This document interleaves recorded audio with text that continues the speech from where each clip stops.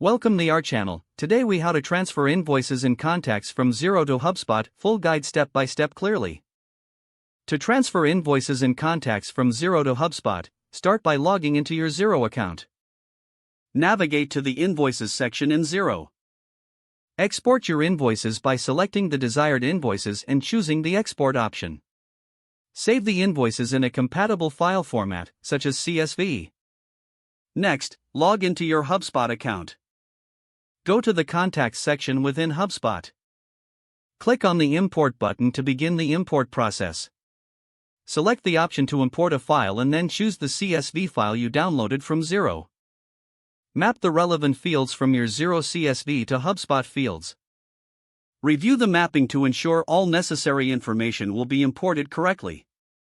Once you confirm the mappings, click on the Import button to start the transfer. Wait for the import process to complete, which may take a few minutes.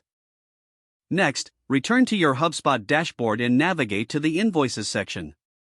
Since HubSpot doesn't have a native invoice import option, consider using a third-party integration tool. Search for relevant integrations that can facilitate invoice transfers from Xero to HubSpot. Follow the integration instructions provided by the tool to link your Xero account with HubSpot. Once linked, configure the settings to specify which invoices you want to transfer.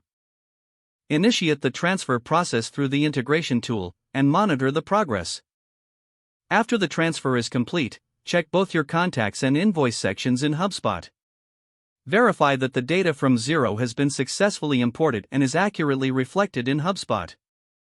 Make any necessary adjustments or corrections to ensure all information is up to date. You are now ready to utilize your imported contacts and invoices in HubSpot for future tasks and communications. If the page does not load, refresh the browser or try again in a private or incognito window. Make sure you are using the correct email address, then retype it carefully to avoid small typos.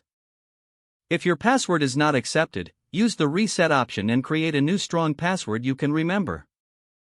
Check your spam folder for verification or security emails, then complete any requested confirmation steps. Enable two-factor authentication if available to improve account security and reduce After signing in, review your profile details so your contact information and settings are accurate and current.